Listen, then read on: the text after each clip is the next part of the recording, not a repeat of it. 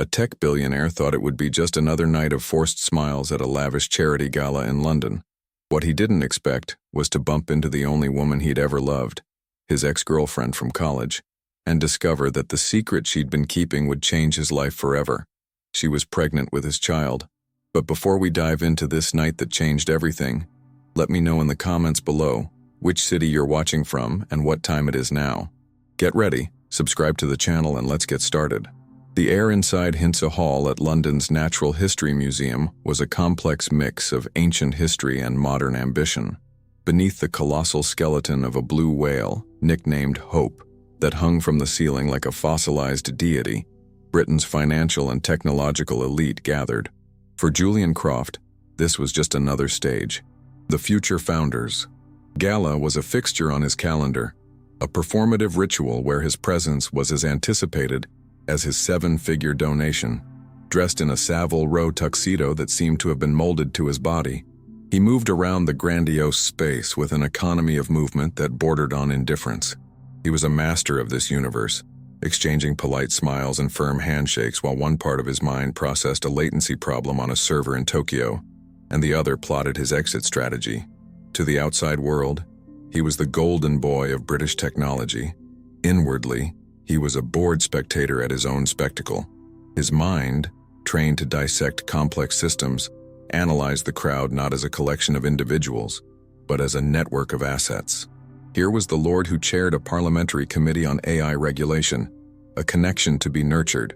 Over there, the CEO of a rival venture capital fund, a threat to be monitored. It was a habit developed on the unforgiving battlefields of the boardroom, a lens through which he viewed the world, and one that left him deeply lonely. He picked up a glass of whiskey from a tray, the amber liquid swirling as he surveyed the scene.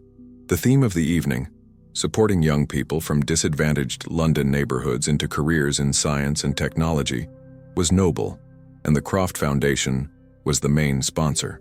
But to him, the cause felt distant, obscured by the social mechanics and expectations that surrounded him like a gilded cage. He was playing a role, and the script was horribly familiar.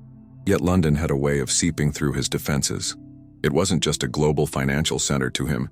It was the city of his youth, the place where the most idealistic version of himself had come to life. The muffled sound of a double-decker bus rumbling along Cromwell Road, the distinct smell of summer rain on Kensington pavement, these were sensory triggers that transported him back to his days at Imperial College. He remembered a time when dreams had been written in lines of C++, not shareholder agreements. A time when the thrill came from solving an impossible algorithm, not closing a multi-million-pound acquisition. This nostalgia was a dangerous undercurrent, a reminder of a life and a person he had filed away under the label of irrelevant past.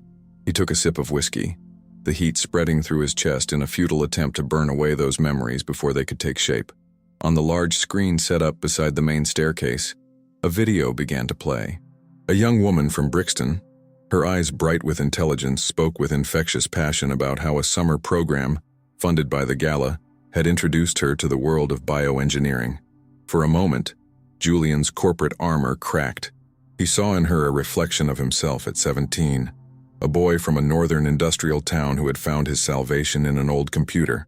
The cause was personal. The mission of his foundation, that talent should not be limited by one's birth postcode, was the story of his own life. But the feeling was fleeting. A tap on his shoulder brought him back. It was an investment banker, with an oily smile and a veiled proposition. The reality of the room with its transactions and posturing reasserted his grip, and the young woman's face on the screen became just another statistic in his philanthropic equation. It was then that something else caught his attention. It wasn't a flashy guest or a powerful politician, but the mechanics of the event itself. Amid the opulence and controlled social chaos, there was an order, a fluidity that could only be the product of a brilliant organizing mind. His gaze was drawn to a woman near the base of the grand staircase. She wore a discreet headset and held a tablet, her movements a ballet of quiet efficiency. She didn't bark orders. She spoke to her staff with a calmness that seemed to command respect and immediate action. There was an effortless authority about her, a presence that didn't demand attention but commanded it effortlessly. She was the invisible center of gravity that held this glittering universe in orbit, and there was something about her posture, the way she held herself erect amid the maelstrom that set off an alarm bell somewhere deep in his memory. He watched her, curiosity turning into an almost obsessive need to place her. He watched her handle a minor catering disaster with a smile that would soothe a panicked chef. He watched her guide a confused elderly donor by the arm, her patience infinite. Each gesture a tiny fragment of a puzzle his mind struggled to piece together. The way she tilted her head slightly to the side as she listened, the way a strand of her dark hair would escape its sleek bun and she would tuck it back into place with an unconscious movement. He searched his mental catalog of contacts, faces of CEOs, analysts, business partners. She fit into none of those categories. The feeling of familiarity was older, more fundamental, like a forgotten lullaby whose melody suddenly comes back to him. The hum of the party faded, and his entire focus was on her. She turned to give an instruction to someone behind her, and the spotlight that illuminated the whale's skeleton hit him full in the face. It was as if time had frozen and shattered at the same time. The air was forced from his lungs in a sharp hiss. The name exploded into his consciousness with the force of a detonation. Clara Sterling. Suddenly, he was no longer in the museum. He was 21 again, in a dusty library, the smell of old books and rain in the air, staring at her face across a table piled high with engineering texts and poetry anthologies.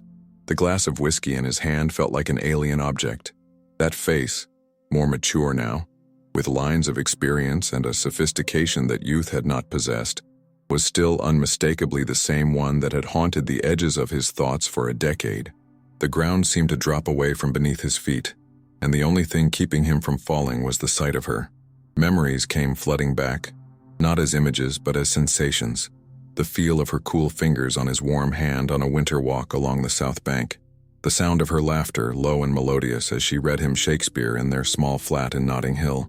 The taste of the cheap coffee they drank as they debated the future of technology and the soul of art until dawn. Clara had not been a mere love interest. She had been his moral compass, his humanist counterbalance. While he had been obsessed with building the future, she had taught him to appreciate the present. She had dragged him to exhibitions at the Tate Modern, forcing him to see the world beyond binary logic. She had been the person who reminded him that behind every technological advance, there was a human impact. Seeing her now, in charge, so competent and composed, was proof that she remained the extraordinary person he remembered. Their breakup hadn't been a cataclysmic event. It had been a slow erosion, distance and ambition wearing away at what had once seemed unbreakable. The offer to launch his startup in Silicon Valley was an opportunity he couldn't refuse.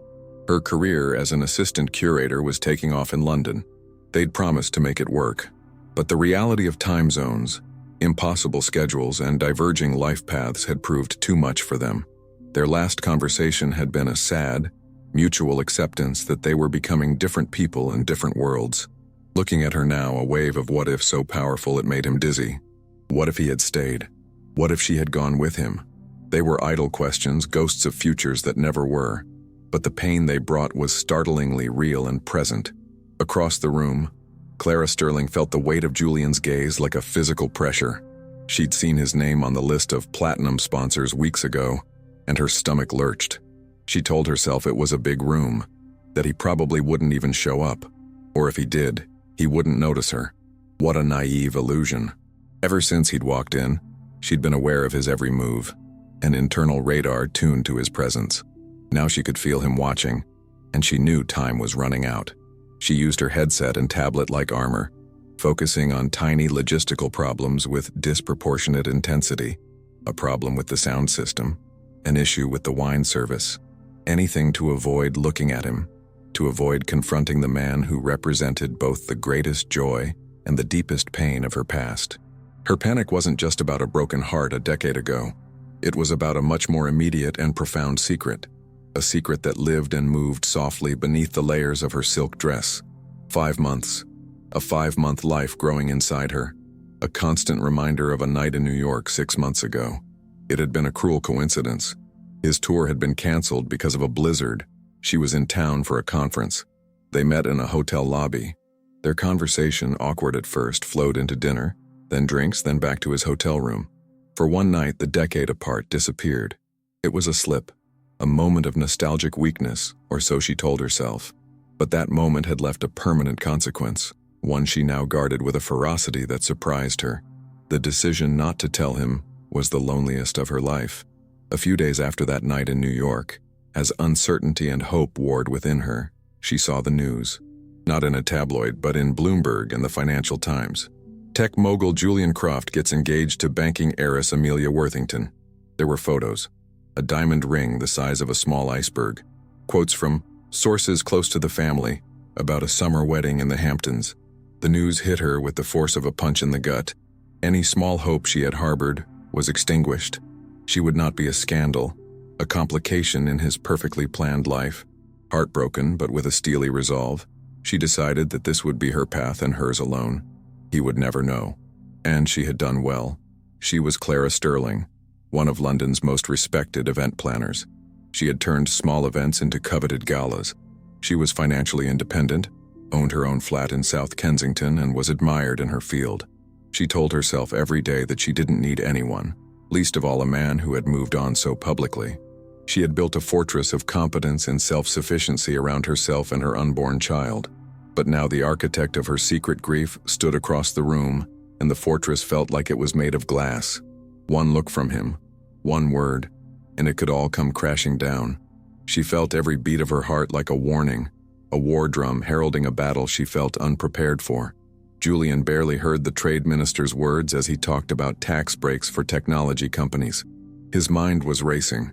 The night in New York had not been a mere lapse for him.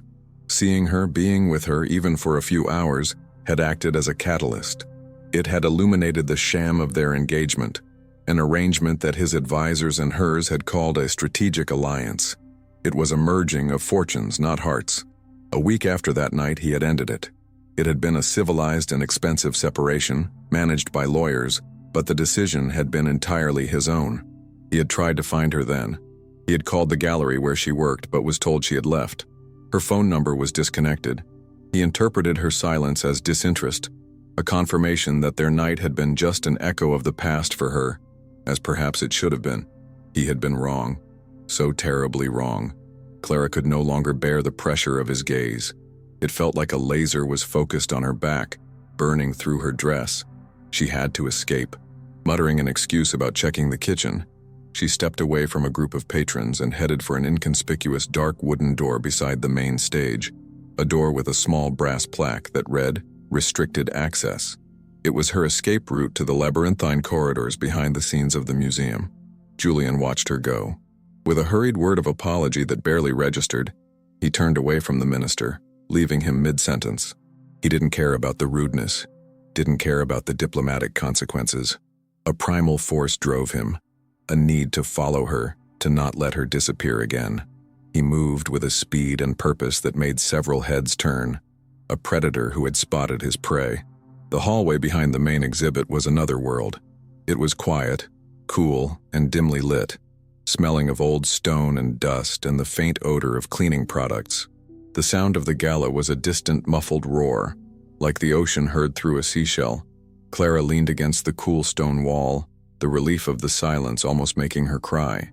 She closed her eyes, took a deep breath, and placed both hands on her belly, as if to introduce herself to the only person in the world who understood what she was feeling.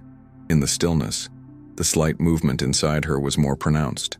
A small flutter, a secret affirmation of life. This was her real world. Not the bright ballroom, but this dark hallway, with its secret and its quiet strength. "Clara," his voice cut through the silence, not loud but echoing in the acoustics of the stone hallway. The sound made her heart race. She opened her eyes. He was standing at the far end of the hallway, silhouetted against the light spilling from the door he'd left ajar. He'd found his sanctuary. He walked toward her, not with the arrogant confidence of a billionaire, but with a hesitation, a vulnerability she'd never seen in him before. His steps were slow, deliberate, each one closing the distance and increasing the pulse in her ears. There was nowhere to run. The hallway was a dead end, and he was the only other person in it. Adrenaline and self-preservation made her straighten up, pushing away from the wall. "Julian, you can't be here," she said, her voice firmer than she'd expected. "This is a restricted area for staff." She tried to invoke her authority as the event organizer, a last desperate attempt to create a professional barrier between them. I'm in the middle of a very complex event and I really need to. The words died in her throat as he stopped a few feet away from her. The look on his face wasn't that of someone who would be deterred by access rules. It was the look of a man who just had his universe turned upside down. I don't care about the event, he said, his voice husky, barely above a whisper. None of that matters. I saw you, Clara, and it was as if I could breathe for the first time in 10 years. His eyes, which had seemed to scan any financial statement with cold precision, were now filled with raw emotion.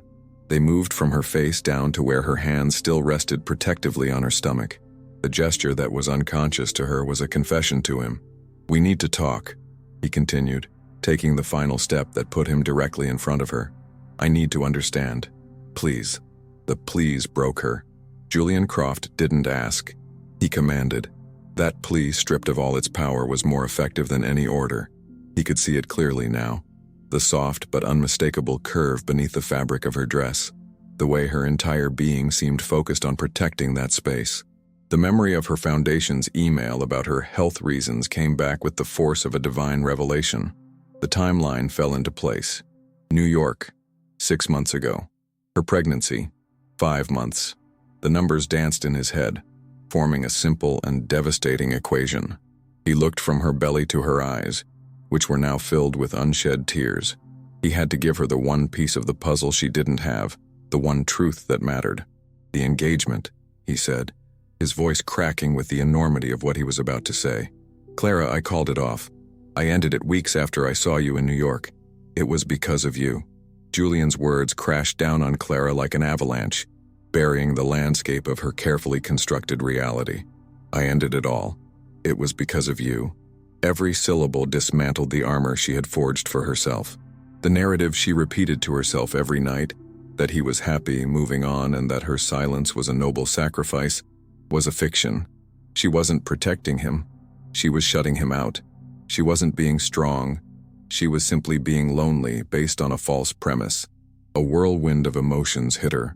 Anger at how easily the corporate media could manufacture a truth, humiliation at having believed it so completely, and a glimmer of hope so fragile and terrifying that she barely dared acknowledge it.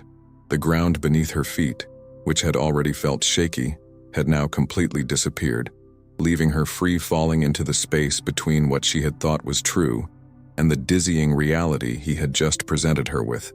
Julian saw the struggle in her face, the crumbling of her defenses, and knew he couldn't stop there. He needed the final confirmation, the truth that his heart already knew but his ears needed to hear. He stepped closer, the space between them now intimate and charged. His hand, which had been on her arm, came up to gently grip her shoulder, a grounding gesture in a sea of chaos. Clara, he said, his voice low and strained. The baby. He trailed off, the sentence unfinished, but the question hung in the air, more powerful than if he had spoken it aloud. Her eyes didn't ask. They begged. They begged for the truth, for a chance to mend what had been broken, for an admission that would rewrite the past and define their entire future. The silent corridor of the museum seemed to hold its breath, waiting for the answer that would change everything forever. Just as Clara opened her mouth, ready to finally blurt out the truth, a door down the hall slammed open, flooding the space with light and the cacophonous sounds of the gala. A young staff member, wearing a crooked headset and a panicked expression, rushed toward them. Clara, thank God I found you, he gasped. There's been a mix-up with the food allergies at the ambassador's table. The chef is about to have a meltdown. We need you now. The interruption was so mundane, so absurdly trivial compared to the magnitude of the moment, that it felt like a cruel joke. The real world, with its logistical crises and professional demands, was knocking at the door, demanding that they return to their assigned roles, postponing the detonation that was about to occur. For Clara, the interruption was a life preserver. She clung to it with the strength of someone drowning. With a transformation that shocked even herself, she pulled herself together. The event planner took over, her face a mask of calm efficiency.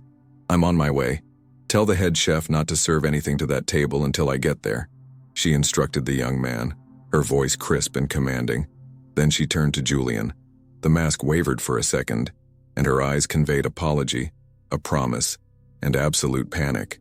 We can't, she whispered, the sound almost lost in the echo of the hallway. Not here, later. And with that, she was gone, past the staff member and disappearing back into the glow of the party, leaving Julian alone in the shadows, her words hanging in the air like a ghost. Julian stood in the stone hallway, the silence closing in on him again, heavier and more oppressive than before. Her promise of later was torture. He had both halves of the equation now, her pregnancy and the fact that he was free, and had always been, for her. The conclusion was inevitable, a mathematical truth that his heart and mind now accepted as fact. He was going to be a father, a child, their child. The enormity of the thought hit him full force. It was no longer a suspicion, it was knowledge. A knowledge that reshaped every priority, every ambition, every fiber of his being. A cold, fierce determination gripped him. He would not be put off. He would not let her get away again. Later was not an option. Their future began tonight, and he would make sure of it, even if he had to turn this entire museum upside down to have her for himself again. Back in the glow of the main ballroom, Clara was on autopilot. Her mind, a precision instrument for event logistics, took over, allowing her to resolve the food allergy crisis with a calm that bordered on the supernatural. She spoke to the chef, coordinated with the waiters, and reassured the ambassador's aide, all while her inner world was a whirlwind. Every smile she forced, every instruction she gave, felt like a betrayal of the enormity of what had just happened in the hallway. The purpose of the gala, to raise funds for children, now haunted her. She was working to secure the future of anonymous children, while her own son's future hung in limbo, hanging on a conversation she was too afraid to have. The irony was so sharp that she felt a physical pain in her chest. Julian returned to the room, but he was a different man than the one who had left. The boredom had disappeared, replaced by a focused intensity that made people instinctively step back. He no longer saw the crowd as a network of contacts. He saw it as a field of obstacles between him and Clara. He watched her from across the room, a figure of grace and competence, and a surge of pride and protectiveness washed over him. Here was the mother of his son, navigating a professional crisis with a strength he had always admired but that now left him utterly awed. The business, the markets, the billions in her bank account, they all seemed childish and unimportant compared to the monumental reality that this extraordinary woman was creating a life that belonged to them both. The MC returned to the stage to begin the next phase of the event, a brief acknowledgement of the major donors before the main course was served. As he spoke, Julian and Clara's eyes met repeatedly across the vast room. It was a silent, tense dance. Her gaze was a mix of pleading and fear, telling him to wait, not to make a scene. His was an answer, a promise that he wouldn't let her go, but also an attempt to reassure her, to tell her that they could get through this. To any careful observer, the connection between them was undeniable, an electric current that seemed to thicken the air around them. The narrative of the evening was no longer about philanthropy. It was about them. The inaction was becoming physically painful for Julian. He needed to break the impasse. He needed an action, a gesture that would demonstrate the scale of their commitment, something that would go beyond the words they could not say. He spotted Sir Reginald Covington, the charity's chairman, near the bar. With a determination that made people move out of his way, Julian intercepted him. The conversation was brief, direct, and, to Sir Reginald, completely shocking. Julian did not make a request. He gave an instruction. He explained what he was about to do and how he wanted it announced. Sir Reginald, whose eyes widened with every word, simply nodded, realizing that he was witnessing a moment that would be talked about in London philanthropic circles for years. Julian didn't just want to make a donation. That would be easy, expected. He wanted to make a statement to the world, but more importantly, to her. He instructed Sir Reginald to interrupt the Master of Ceremonies and announce a new sponsorship initiative, effective immediately. The Croft Foundation would not only make its promised donation, it would match pound for pound every donation made that night, doubling the total raised. It was a bold move, almost reckless in its spontaneity, and it would cost his foundation millions. But money was the only language this world understood, and he would use that language to shout his heart out.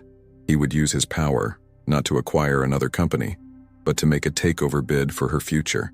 The announcement, made by a visibly shaken but elated Sir Reginald, washed over the room like a shockwave.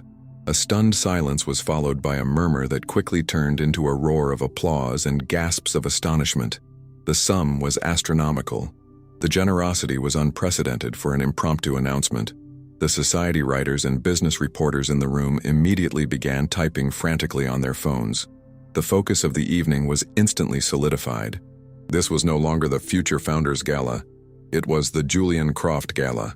He had, with a single statement, claimed the narrative of the evening for himself, and everyone in the room knew it. The air was electric, and all eyes now flickered between the impassive billionaire and the beautiful organizer across the room. Clara heard the announcement and felt the ground drop from beneath her feet for the second time that night. Her first thought was for the charity. The amount of money was transformative. It meant that the mentoring program could be expanded, that more scholarships could be offered, that the lives of thousands of children would be genuinely changed. A wave of professional gratitude washed over her. But her second thought was for herself, and it was a thought of pure terror. He had not just made a donation. He had built a solid gold bridge between them, a bridge that everyone could see. He was binding her to him in a public and irrevocable way. There was no longer any denying a deep connection between them. He was playing chess on a scale she could barely comprehend. She looked across the room at him, and their eyes met. He wasn't smiling. His expression was deadly serious. In that look, she read the whole message. This wasn't about philanthropy. It was about them. It was a gesture so grand, so blatantly public, that it was a way of saying, "Look what I'm willing to do. Look how serious I am. You can't doubt me anymore." She felt a dizzying mix of being incredibly cared for and completely cornered. He was using his power to protect and support her, but in doing so, he was also removing all her escape routes. The quiet, anonymous life she had planned for herself and her son was evaporating before her eyes, replaced by the blinding glitter of Julian Croft's empire. Julian watched the emotions pass over her face like clouds in a storm. He saw the gratitude, the shock, and the fear. He knew it was a huge risk. He could have scared her away forever, but he was operating on an instinct he hadn't felt in years, an instinct that told him that timid gestures wouldn't be enough. He needed to show her and himself that she and their son were now the center of his universe, his priority above all others. If that meant attracting media attention or angering his board with an impulsive financial decision, so be it. For the first time in his adult life, he had made a major decision that wasn't calculated for profit or strategic advantage, but was driven purely by emotion, by his heart. And frighteningly, it felt like the rightest decision he had ever made. Dinner began to be served, but the food was an afterthought. The atmosphere in the room was charged, buzzing with the energy of Julian's announcement.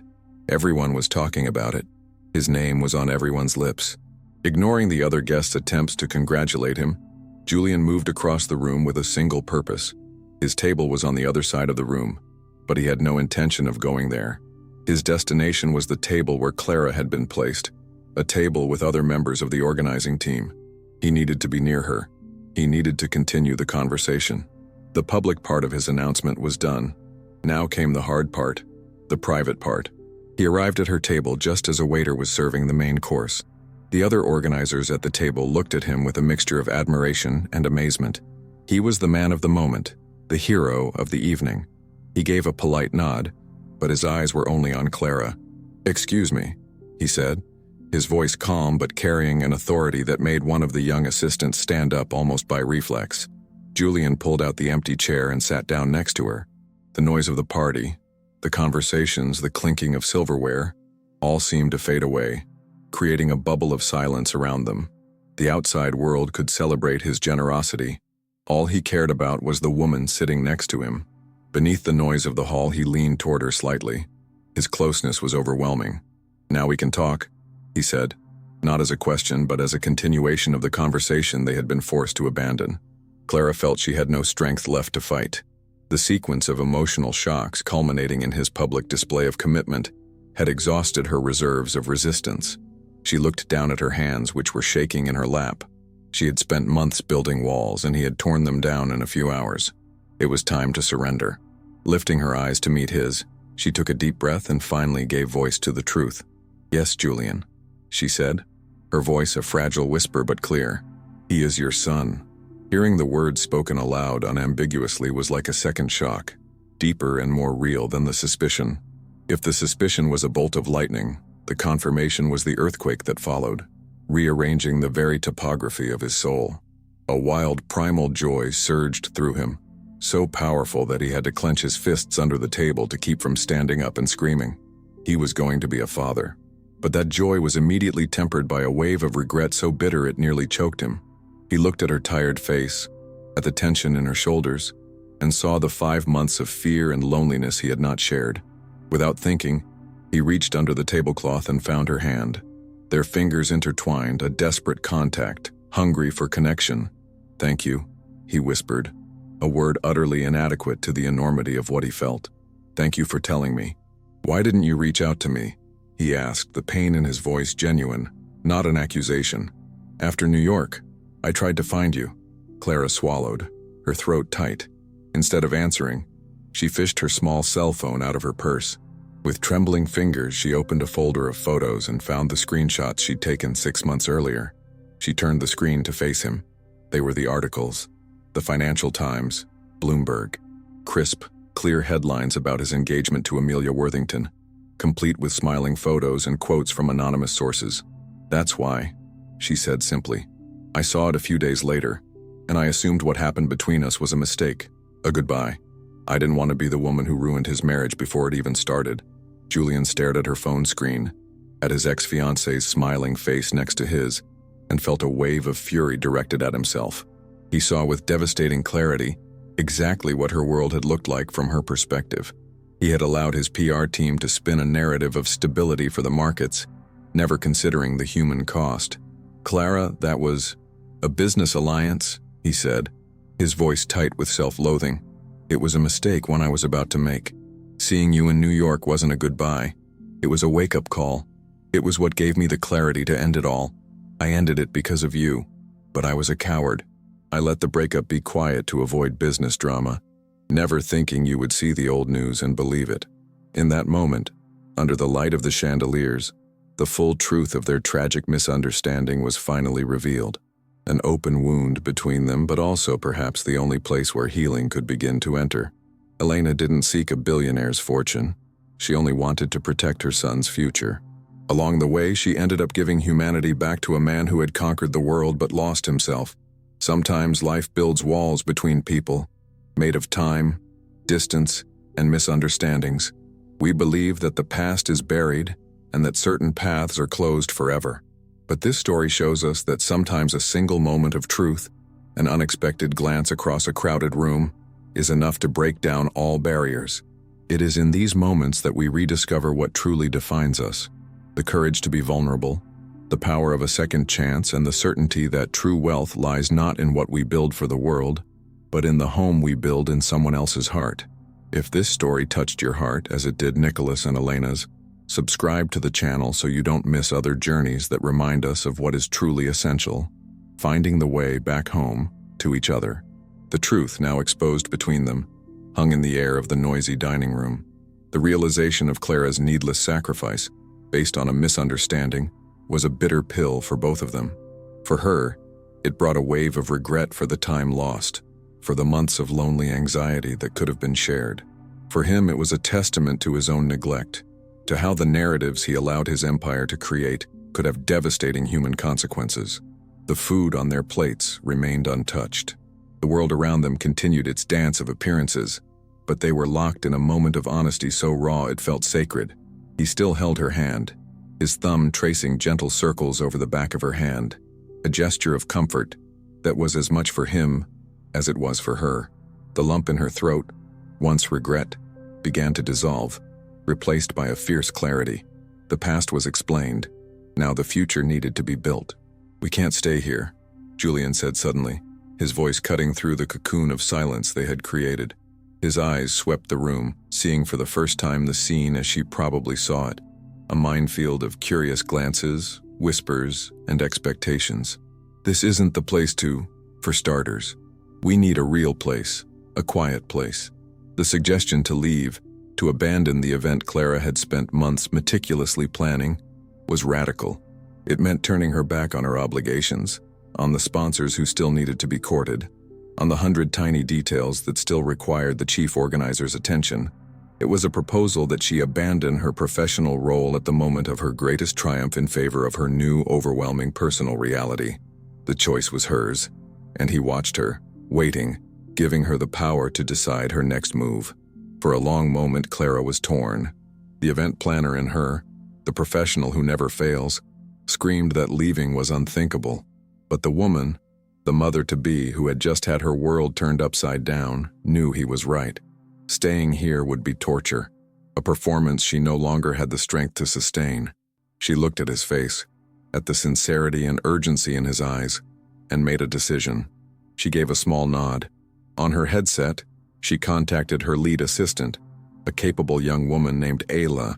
In a calm voice that belied the storm in her chest, she delegated her remaining responsibilities, citing a sudden indisposition.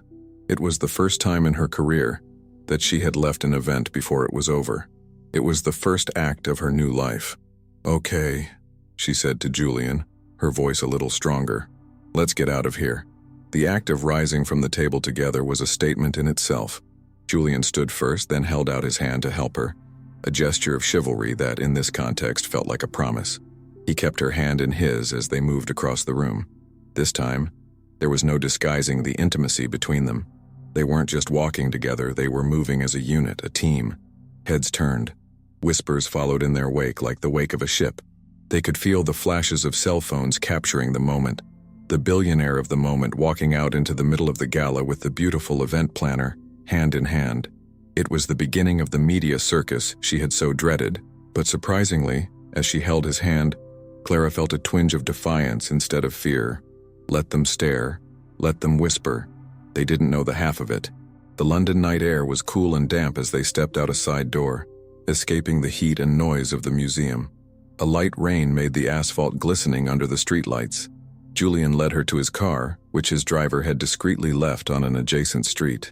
The interior of the car was a sanctuary of soft leather and silence. As he pulled away from the curb, the grand lights of the museum dimmed in the rearview mirror. They were leaving behind the world of performance, public philanthropy, and social expectations. They were entering unfamiliar territory, a place where there was no script. The only sound in the car was the soft rhythm of the windshield wipers and their breathing. The city passed them by, a blur of neon lights and Victorian bricks. But inside this car, the entire world was just the two of them, and the monumental truth they now shared. They didn't go to his glass and steel penthouse in Canary Wharf.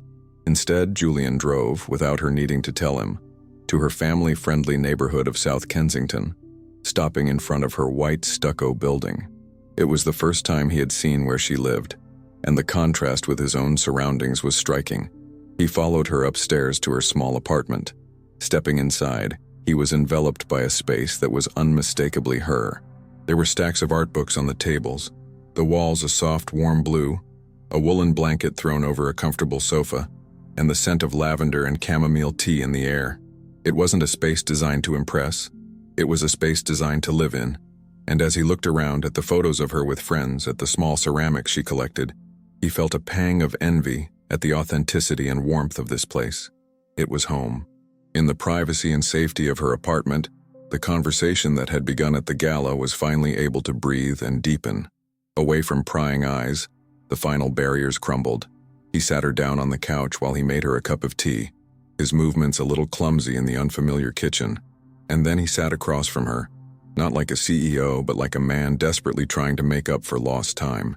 He asked questions, real, detailed questions. How was she feeling? Was she eating enough? Had she been sick? Who was her doctor? When was her next appointment? He wanted to know everything, every detail, every worry, every small joy. He was trying, with palpable urgency, to insert himself into the narrative of the pregnancy from which he had been unwittingly excluded. After a moment's hesitation, Clara stood up and walked to a drawer in her desk. She pulled out a small envelope. Inside was a grainy, slightly blurry black and white image, the first ultrasound photo. She handed it to him. Julian took the small photo with hands that were shaking slightly. He stared at the small shape, the outline of a head, what looked like a small, clenched fist. Until that moment, the baby had been an idea, a revelation, a responsibility. Now it was real. It was an image. It was a person. His throat felt tight and an emotion so overwhelming he had to lower his head so she wouldn't see the tears forming in his eyes. He was holding the first photo of his son. The entire universe seemed to contract into that small piece of photographic paper. "Our families," Clara said softly, breaking the spell. "They don't know anything." The word "our" created a new connection between them. It was no longer my family and your family. The practicality of the situation began to sink in. There were people who needed to be told, lives that would be irrevocably changed by this news. They began to talk about it for the first time as a team. He would tell his parents and siblings first. She would tell hers. Maybe they could travel to Spain together, or maybe her parents could come to London. It was a hesitant conversation, full of pauses and uncertainty, but it was the first concrete act of planning for their shared future. They were building a strategy, not for a corporate acquisition, but for starting a family. "What about your career?" Julian asked, remembering the fear she had expressed. "Clara, I want you to know that your independence is as important to me as it is to you." He then made an offer that left her speechless. The Croft Foundation runs 3 major events a year, in London, New York, and Hong Kong. They are huge, and frankly, they have never been as well organized as tonight's. I want your company, Sterling Events, to take over all of them. Not as a favor, as a contract. Because you are the best at what you do, and I want to work with the best.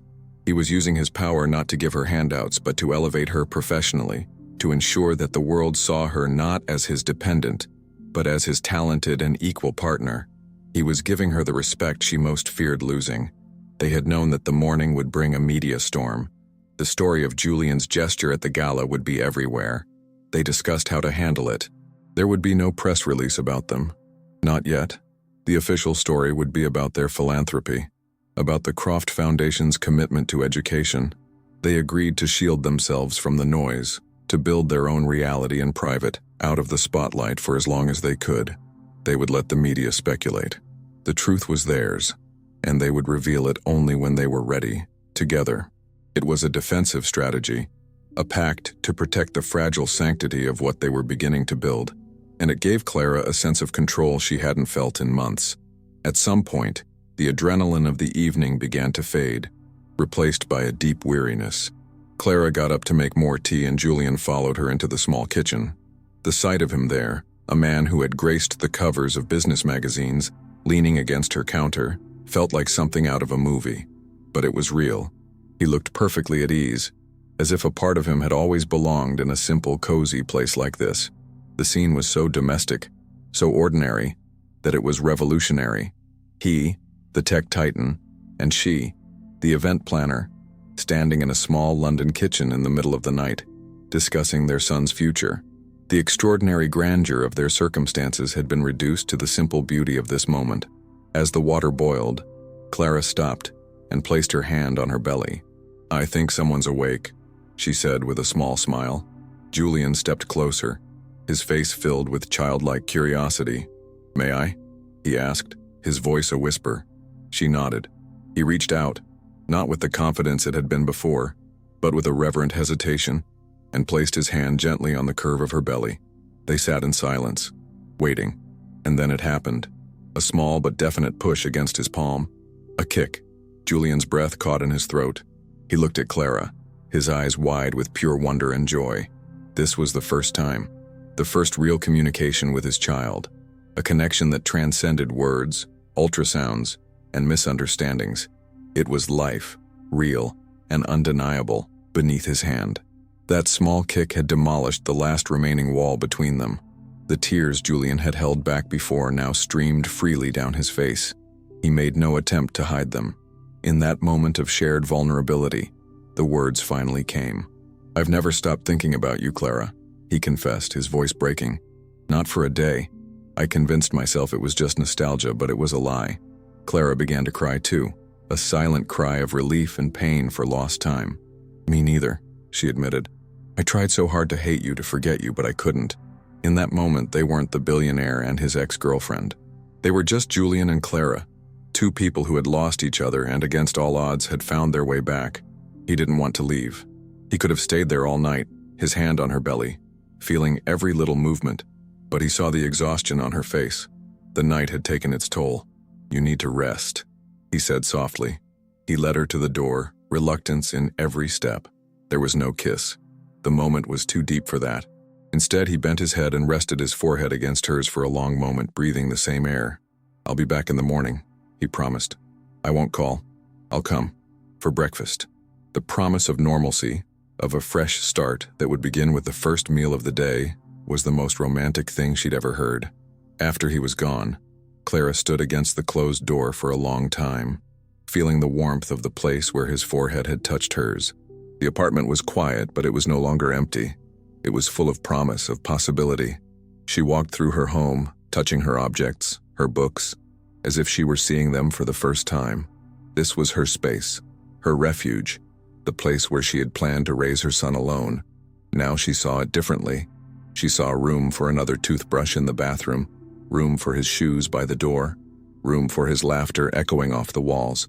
Her fear of losing her independence was replaced by a thrilling realization.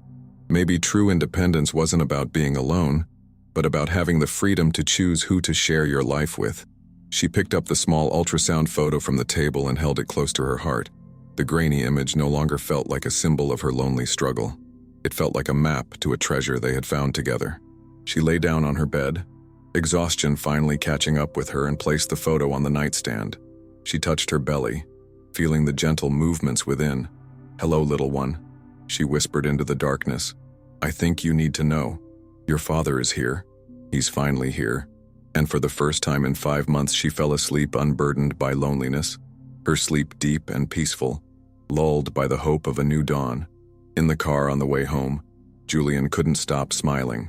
He could feel the tingling in his hand where the baby had kicked, a phantom sensation he knew he would never forget. His cool, minimalist penthouse awaited him, but he no longer saw it as home. It was just a place to sleep. Home, he realized with shocking clarity, was in the small flat in South Kensington. He picked up the phone and called his assistant, waking her without remorse. He gave her a series of instructions that left her stunned. Cancel your trip to Shanghai. Reschedule all your meetings to a conference call for the next 2 weeks. Contact an estate agent who specializes in family homes in Holland Park and Notting Hill. Julian Croft's empire still existed, but its center of gravity had shifted irrevocably.